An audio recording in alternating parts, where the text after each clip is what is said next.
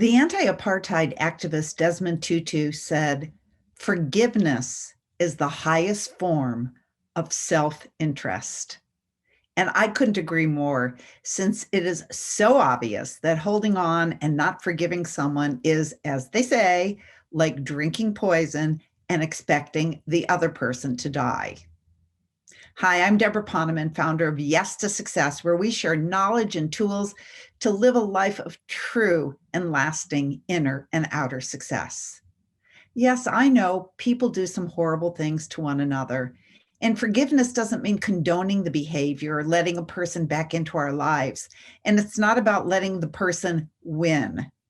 Forgiveness is a gift you give yourself that allows the toxic resentment and anger that you're holding in your heart to stop poisoning you so that you can get on with your life. 18th century British poet and satirist Alexander Pope famously said, "To err is human and to forgive divine." So, what he's saying is that when we forgive, we become part of the divine.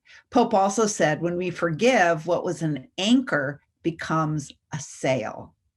Actually, the word forgive itself is in Hebrew is salah, and it's from the same root as shalom or salam in Arabic, which simply means peace. So I want to share with you a true story of forgiveness. The woman's name is Mary, and this is a story in her own words. And I believe it puts most of our stories into a new perspective. So here we go. I have it over here. So this is the story in Mary's own words. "For years, my life was not what you call easy. Forced to stand up for myself on many occasions, including going through a tough divorce, I'd learned to be quite a scraper." Or is it scrapper? Yes, scraper. "The truth is, I found myself upset at people and situations a lot. Unfortunately, this created a great deal of resentment and desire for revenge within me. Then one night in 1996, something happened that made all my previous upsets put together seem trivial.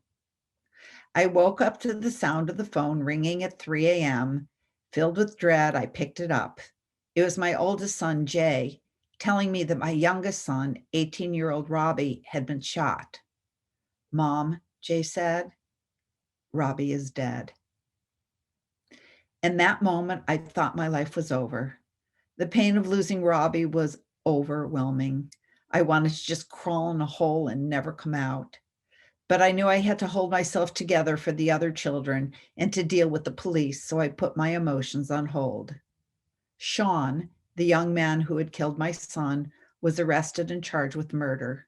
Sean had known Robbie, and he shot him while the two of them were simply having an argument. He pleaded guilty, so there would be no trial, just a hearing at which the plea bargain would be arranged and his sentence handed down. I'd have to wait 3 months for that hearing to arrive. I wasn't allowed to see or speak to Sean throughout that time, which was probably wise.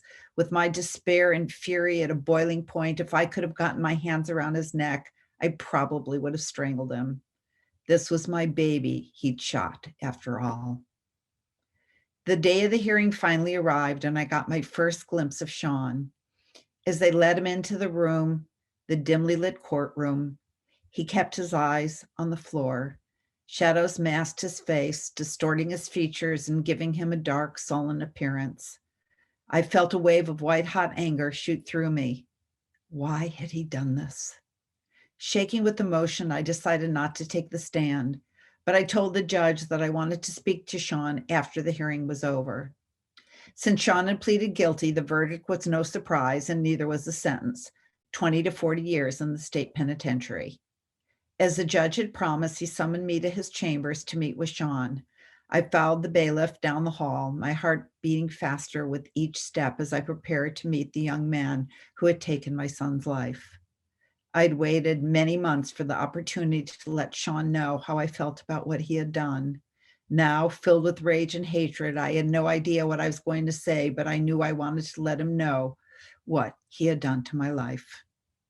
I was frisked and led into a small paneled office. Sean stood trembling in the corner with his hands and feet shackled. wearing an oversized orange prison jumpsuit. His head was down, and although he was 20 years old, he was crying like a baby, sobbing his heart out. As I watched this boy so forlorn, no parents, no friends, no support, all I saw was another mother's son. I asked the bailiff if I could approach Sean. At this, Sean looked up, revealing a childlike face stained with tears. Suddenly, I found myself asking, Sean, can I give you a hug? He nodded his consent, and the bailiff motioned me toward the prisoner. And I walked over to Sean, and I put my arms around him, and he just melted sobbing into my shoulder. It was probably the first compassion he'd had from anybody for a long, long time, maybe ever. As I stood there holding him, I felt my anger and hatred melt away. Still, what came out of my mouth next surprised everyone, including me. Sean, I said, I forgive you for what you've done. Our eyes connected for a few moments. I would rather my Robbie be where he is than be going to prison, I said. I will pray for you every day. I asked Sean to keep in touch, and then the bailiff escorted me from the room. After that, Sean left for prison to begin serving his time. I felt little satisfaction at this. Robbie was gone, and no sentence could bring him back. Yet here was another boy whose life was completely destroyed. Both of his parents said they wanted nothing to do with him ever again. So Sean and I began corresponding. And for the first 5 years of his sentence, I visited him regularly. In fact, I was his only visitor. Then Sean was transferred to another prison where the warden did not allow the victims' families to visit, but we still write often. Some people don't understand how I could do it, but I've learned that forgiving doesn't mean condoning. I believe the compassion I felt in the judge's chamber that day was a gift from God. I know I could not have healed the deep, dark places of hatred and revenge embedded within my heart and soul had I not forgiven my son's murderer. Forgiveness set me free. It gave me the peace that I needed to get on with my life and eventually to come to terms with Robbie's death. Since then, I've become what's called a Stephen minister, a type of lay minister through my church. I help people through crises or loss in their lives simply by listening and just being there. It requires very little except commitment and compassion, two qualities I have found in great abundance in my heart since the day I forgave my son's killer. I've learned that you only hurt yourself when you hold on to anger and resentment. Now, despite what happened, I feel truly peaceful and happy. Hatred and revenge won't bring back my beloved Robbie, but Sean is someone's son too. The hatred has to stop somewhere. What better place to begin than with me? So that's Mary's story. And now I invite you to ask yourself, is there something that someone did that you can't forgive? If Mary could forgive her son's killer, then maybe you could forgive the person who has wronged you. Maybe you could see him or her as God does, as an innocent child, because we are all God's children. You might even want to close your eyes and speak to their soul and tell them that you now understand that they were doing the best they could given all the hurt and the pain that they endured in their own life. Maybe they were bullied or unloved or invisible or unwanted. You can even say to them in your heart, I feel what you did was not okay, but I know you are so much more than that. And I forgive you as God forgives you. The person's hurtful action can't be changed. It's in the past, and there's absolutely nothing that can be done to change it now. But just ask yourself, is what they did worth closing yourself off from all of the amazing grace that's waiting to shower down on you on the other side of forgiveness? This person may never change. They are who they are. You should take a few deep breaths as you accept the truth of that. They may never change. They are who they are. But you also need to accept that that person did whatever they did because they are also in pain. They are also wounded. They may not even realize it themselves, but it's there. People only hurt others because they are hurt themselves. So see them through the eyes of compassion for their own suffering. Imagine that they're a child that's hurting and just lashing out from the place of pain.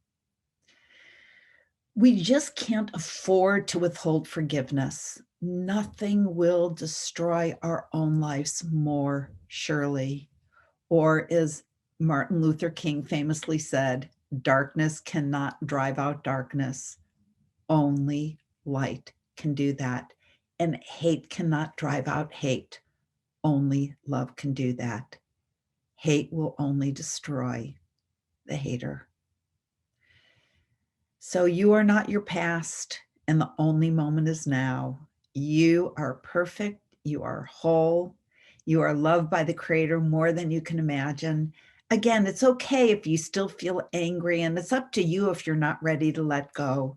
But the purpose of this message is to suggest that you might be ready to begin to release the pain in your heart, not to excuse anyone for their actions. And as the anger begins to dissipate, if you want to now contact that person in third dimensional reality, that's fine, but it's not necessary. It's already complete on the level of your souls. It's up to you if you do want to contact that person, but if you do it without any expectation. Expectation diminishes grace. Don't contact them to get something. If you do it only to give. And if you do take that step, whatever transpires in the third dimensional reality that we live in, and we can't predict what it'll be, it's perfect, even if it's not what you wanted. But what we do know for sure is if you can forgive, if you can embrace forgiveness with no expectation, the result will be even greater space for grace and all good things to come into your life. So with that, I send you love and all of the blessings that your beautiful heart can hold.